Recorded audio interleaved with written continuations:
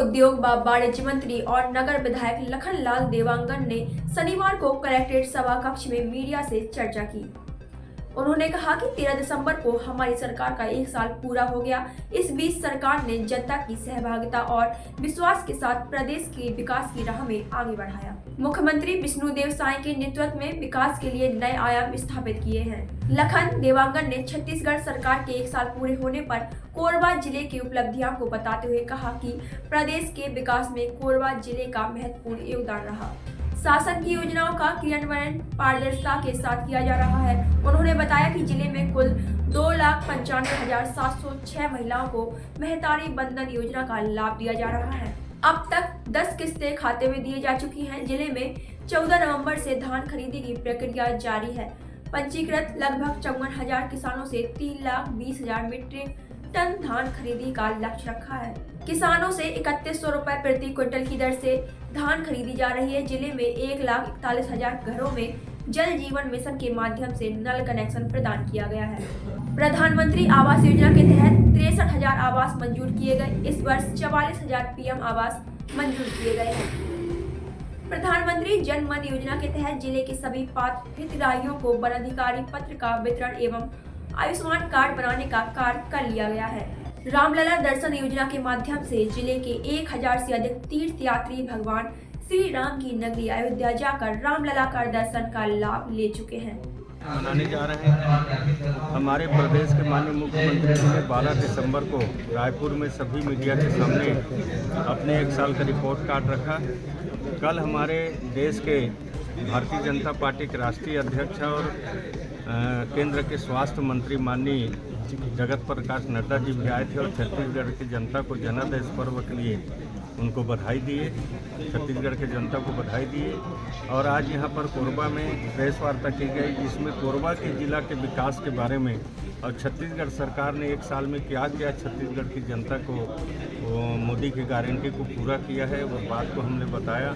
जैसे कि महतारी बंधन में 1,000 देने की बात हो, चाहे किसानों के 31 रुपया समर्थन मूल्य देने की बात हो, 2 साल का बोनस देने की बात हो, 21 कुंटल प्रति एकड़ खरीदने की बात हो, गरीबों को प्रधानमंत्री आवास के माध्यम से 18 लाख प्रधानमंत्री आवास की स्वीकृति की बात हो, चाहे तेलू पत्ता तोड़ने वालों को 5500 रुपये मानक देने की बात हो, रामलला दर्शन कराने की बात हो, ये सारी कामों को बड़े बड़े वादा को माननीय विष्णुदेव जी ने अल्प समय में पूरा किया है।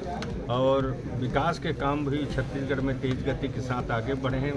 कांग्रेस की सरकार में जो योजनाएं बंद कर दी गई थी उस पुनः योजनाओं को प्रारंभ किया जा रहा है।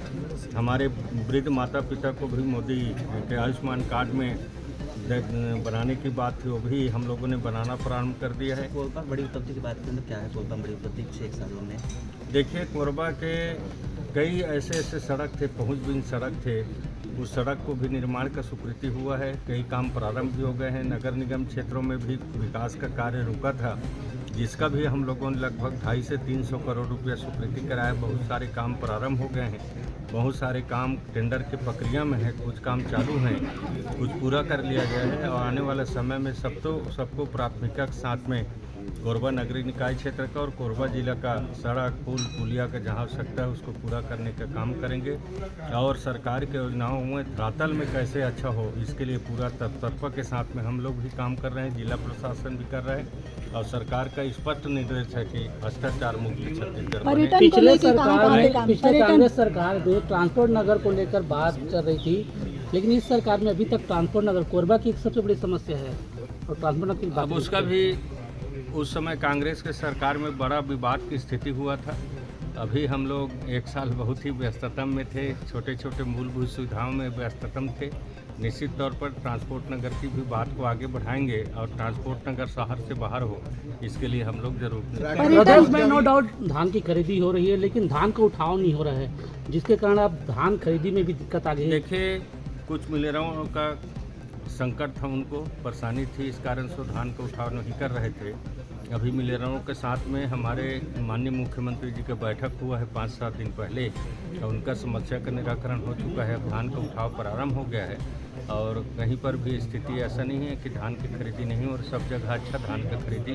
पार्टी के ही वरिष्ठ नेता लेटर लिख रहे हैं सर इसी मामले में ही देखिए, कोई भी समस्या रहता है उसका लेटर तो हर कोई लिखता है। हम लोग भी माननीय मुख्यमंत्री जी को मंत्री होने के कारण भी कोई विकास का काम करवाना रहता है तो उनको पत्राचार करते हैं। तो सरकार को कोई सरकार की मंशा है कि मिलरों को बंद करके भी किसानों को धान नहीं खरीदने की। देखिए, ऐसा कुछ नहीं है। किसानों का कल माननीय नड्डा जी भी ने कहा है, माननीय मुख्यमंत्री जी ने कहा है कि तो किसानों का 100% धान खरीदी होगा, कहीं पर भी कोई दिक्कत आने वाला नहीं है।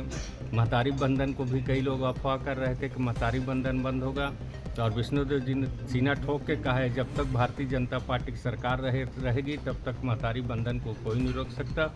किसानों का भी 21 क्विंटल प्रति एकड़ धान का खरीदी होगा, 31 रुपये के हिसाब से उनको भुगतान होगा। नई उद्योग नीति के बारे में बता दीजिए सर। उद्योग नीति का बहुत प्रचार हो रहा है। एक साल के अंदर यहाँ उद्योग नीति बनी। ऐसे कौन से बिंदु है जिसके कारण जो है यहाँ की उद्योग नीति को हर सभा में, चाहे राष्ट्रीय स्तर के नेता हो या प्रदेश के मुख्यमंत्री हो? देखिए, इस बार उद्योग नीति बहुत ही सोच समझकर बनाया गया है। कांग्रेस के सरकार में भी उद्योग नीति था, बाकी उद्योगपति उद्योग लगाने में रुचि नहीं कर रहे थे, इस कारण से उद्योग स्थापित नहीं हो पाया। बाकी इस बार उद्योग नीति में पिछड़ा क्षेत्र को भी लिया गया है, अनुसूचित जाति, जनजाति, अग्निवीर, सारी क्षेत्रों को लिया गया है। सब्सिडी का बहुत बड़ा प्रावधान रखा गया है। यहाँ तक कि छोटे उद्योग, बड़े उद्योग से लेकर कई उद्योग में तो 100% सब्सिडी का भी प्रावधान किया गया है, ताकि हमारे उद्योग को बढ़ावा देने का हमारा मंशा है कि हमारे छत्तीसगढ़ के लोगों को, नौजवान पढ़े लिखे मजदूर भाई बहन हैं, उनको ज़्यादा से ज़्यादा कैसे रोज़गार उपलब्ध करा सकें। इस योजना के साथ में हम लोग ज़्यादा सब्सिडी देने का प्रावधान किए हैं ताकि ज़्यादा छत्तीसगढ़ में उद्योग लगें और ज़्यादा से ज़्यादा हमारे बेरोजगार भाइयों को रोज़गार मिल सके। और हमारा लक्ष्य है, अभी तो शुरुआत किए हैं, हमारा लक्ष्य है कि कम से कम हम लोग 5 लाख लोगों को रोज़गार उद्योग के माध्यम से दे सकें। इस लक्ष्य को लेकर हम लोग उद्योग नीति तैयार किए हैं। राखड़ की समस्या कब तक हल हो जाएगी? देखिए, कोरबा में विधानसभा अंदर कर बात करेंगे तो अभी कहीं पर भी एक ट्रक भी राखड़ नहीं पाटा जा रहा है, पूर्ण रूप से बंद करा दिया है। पहले के सरकार में जो राखड़ पटीन हो गया तो उसमें सारी जगह मिट्टी फिलिंग करा दिया गया है, और अभी कोरबा विधानसभा के अंदर किसी भी तरह से राखड़ की कोई समस्या नहीं है। अब राखड़ जो सड़क में चलते हैं उसका ज़रूर कुछ न कुछ समस्या रहती है, धूल उठता है। बाकी हम लोग भी लगातार प्रयास करते हैं कि उस पर त्रिपाल ढककर ही राखड़ प्रदूषण करें, और जो खुला ले जाता है उसके ऊपर तत्काल कार्रवाई करने का प्रयास भी होता है। कटेंगे तो कटेंगे। आज देश इनसे कह रहा है तुमसे नहीं हो पाएगा। Can you understand the ignorance? We are not looking for your admiration. आपको अपना काम करना पड़ेगा। राजनीति देखिए चाणक्य न्यूज इंडिया के साथ। समस्या समाधान, आओ हम और आप मिलकर अपराधियों को उचित दंड दिलाने में सहयोग करें। यदि आपके आसपास क्षेत्र में या आपके संज्ञान में कोई असामाजिक आपराधिक घटना हो रही हो या किसी गरीब कमजोर को किसी भी प्रकार से धोखा, छल, कपट, धमकी द्वारा प्रताड़ित किया जा रहा हो तो चाणक्य न्यूज इंडिया उत्तराखंड है आपके साथ। हम बनेंगे आपकी आवाज, क्योंकि सच दिखाते हैं। आज ही संपर्क करें। Chanakya news India Uttarakhand state head Bharat Singh Rawat निष्पक्ष। हमारा व्हाट्सएप नंबर 8979071211।